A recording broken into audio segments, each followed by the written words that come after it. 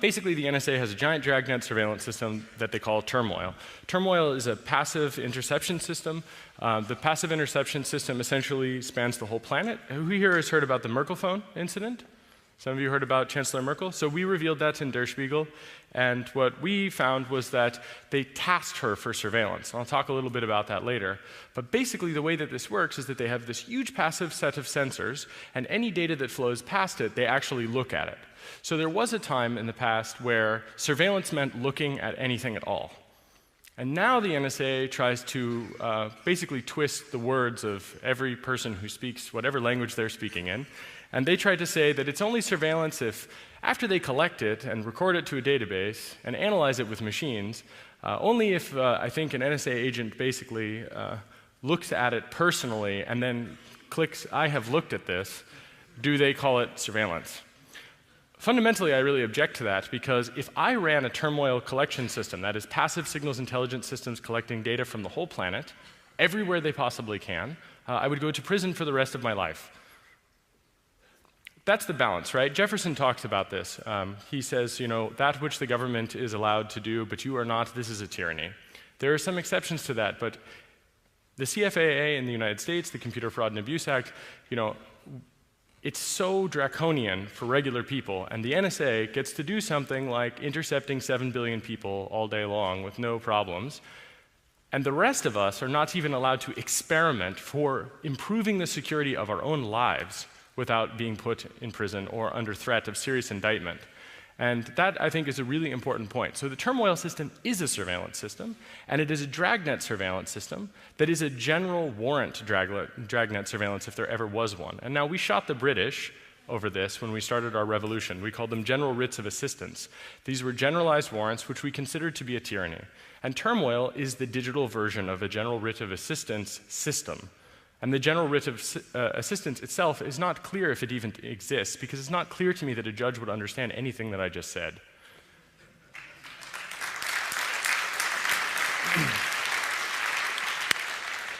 Okay, so now we're going to get scary. So that's just the passive stuff. There exists another system, it's called Turbine, and we revealed about this system in the Spiegel publications today as well. So if Turmoil is deep packet inspection, then Turbine is deep packet injection.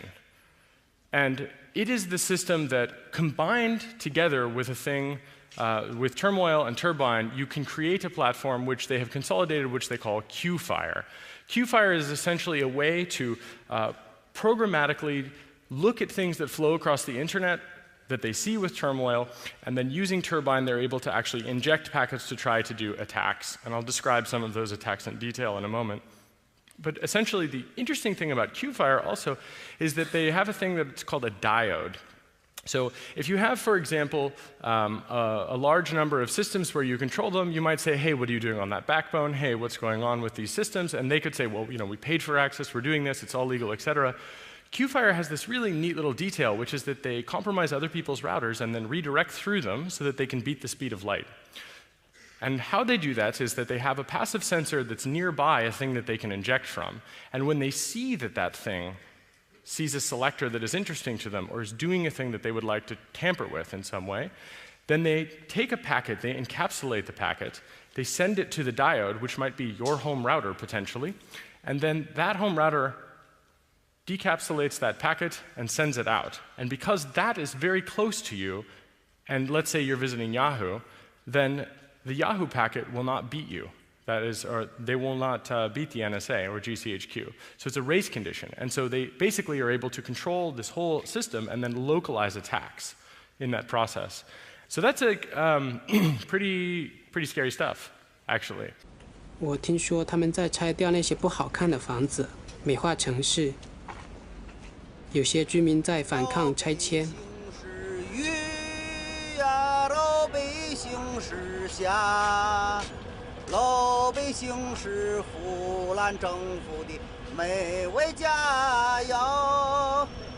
老百姓是鸡呀，老百姓是鸭，老百姓在死亡线上垂死挣扎。新闻自由啊！怕寒碜。哎，大哥，有什么我能帮你的吗？你们现在遇到什么情况了？他不是就到强拆了？啊，强拆，现在到了哪一个程序了？到哪一步了？现在可以随时来了。随时来拆了？对。我不是记者，我只是一个网络日志作者。对对对。哦，还有谁啊？你说一些东西可能会被网友看到，可以这样子吗？可以。哦，不会有政治压力吧？没事。哎，那太好了。你们谁要拆你们房子？你们知道吗？他就是什么德行啊？西城房屋管理局。啊。法院也执行这错误的裁决。对。我个人肯定是支持你的。对吧？我觉得很聪明。这是邓小平，这是毛泽东，然后那边还有一个胡锦涛的照片。他用这种方法贴在上面是一种护身符式的，但是对别人而言的话，会有一种比如说推翻党中央的寓意在里边。所以现在这个铲车在这边也不敢推。现在那边警车来了20多天了，都天天守在这边。那我先回去发稿子了。反正你要沉住气，不要像那个人那么愤怒，那样愤怒的话是很危险的，肯定会被人家打压的。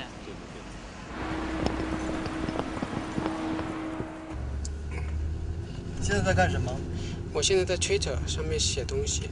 你写了一些什么故事？我说我刚才遇到许多外国媒体的人，也看到许多房子被拆的北京居民，我以为非常惊奇，怎么会唱这么反动的歌，然后说这么反动的话，然后还敢大声的说？我觉得我头一次看到这种情况，我太不可思议了。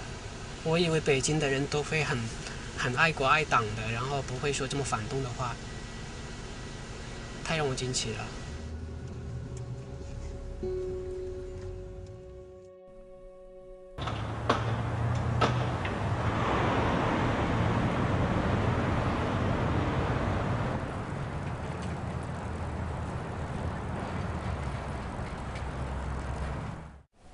中宣部那个全文嘛，省委宣传部转中宣部新闻局，内文是各新闻单位有关网络博客写手老虎庙以草根报道之履民意，骑车到山西、内蒙、陕西、宁夏等地进行个人考察活动，并在网上发布见闻一事，请各新闻单位对此不要报道。在平时的报道中，对此类行为也不要冠以公民记者、平民记者等称谓，请各新闻单位严格遵照执行。多无耻的！它里边没有列举出过任何罪状，就是说这个人到了民间考察去，不要报道。你为什么对一个公民的行为有权利，然后剥夺他的报道权和什么呢？中国这个体制啊，他这个官员这个链锁，这老大就是中央，北京市委、新城区、朝阳区各个区委，再下面到街道办事处，派出所，然后中央说的是。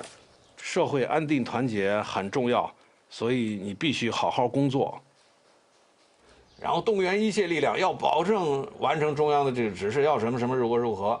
然后呢，这个他贯彻方法也是召集区委，各个区的人，区长都来了。然后区长还要向中央负责，否则中央把我一撤，那可是不得了的事情。但是都忘了一句，在这个链环里忘了一句：老百姓哪去了？老百姓的利益哪去了？然后呢，法哪去了？你光执行上边的死命令，所谓的是非常时期的命令，但是你忘了，什么是非常时期的东西能大于法呢？你看他们倒了，没办法，迟早要倒，对吧？不按法律执行，对吧？因为我已经50了，没多少年活头了，说点真话吧。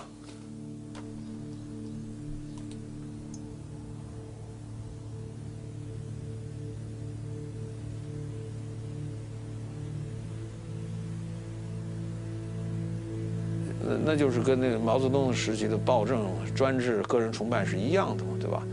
我们都是经过的嘛，对吧？表面上事情好像好了许多，但人们还是觉得压抑。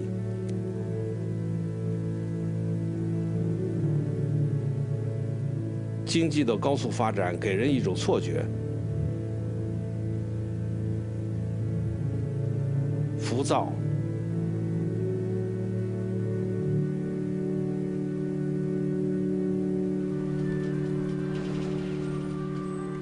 他们接受现状，因为他们无力改变什么。他们问：“那你让我怎么办？”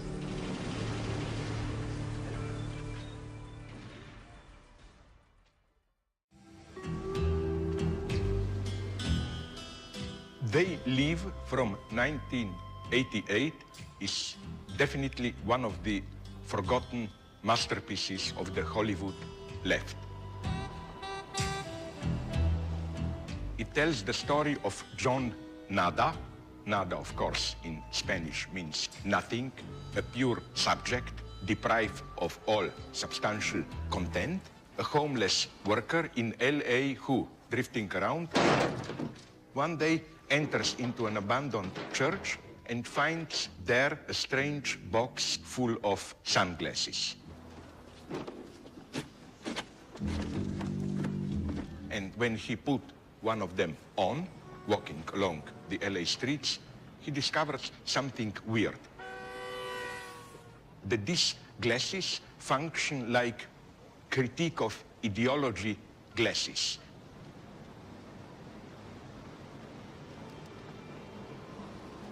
They allow you to see the real message beneath all the propaganda, publicity, glitz, posters, and so on. You see a large publicity board telling you have your holiday of a lifetime, and when you put the glasses on, you see just on the white background a gray inscription. We live, so we are told, in a post-ideological society. We are interpellated, that is to say, addressed by social authority, not as subjects who should do their duty, sacrifice themselves, but subjects of pleasures. Realize your true potential, be yourself, lead a satisfying life. When you put the glasses on, you see dictatorship in democracy. It's the invisible order which sustains your apparent freedom. The explanation for the existence of this strange ideology glasses is the standard story of the invasion of the body snatchers. Humanity is already under the control of aliens. Hey, buddy. You gonna pay for that or what?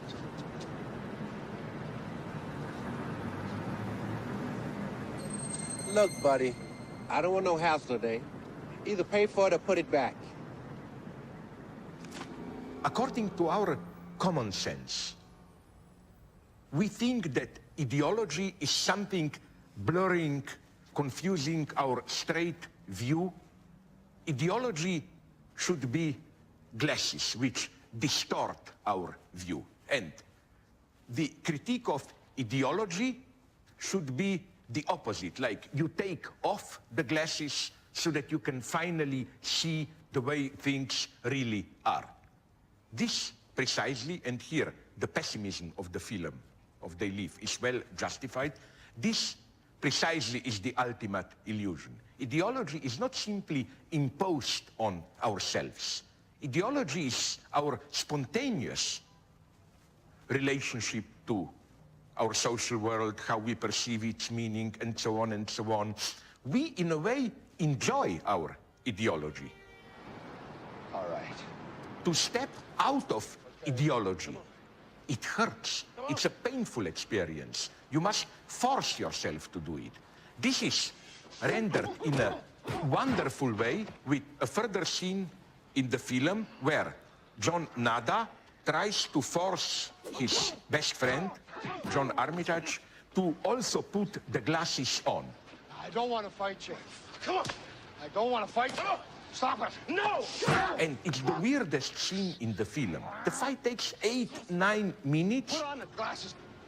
It may appear irrational, because why does this guy reject so violently to put the glasses on? It is as if he is well aware that spontaneously he lives in a lie, that the glasses will make him see the truth, but that this truth can be painful, can shatter many of your illusions. This is a paradox we have to accept. The glasses! Oh! Put them on! The extreme violence of liberation. You must be forced to be free. If you trust simply your spontaneous sense of well-being or whatever, you will never get free. What? Freedom hurts.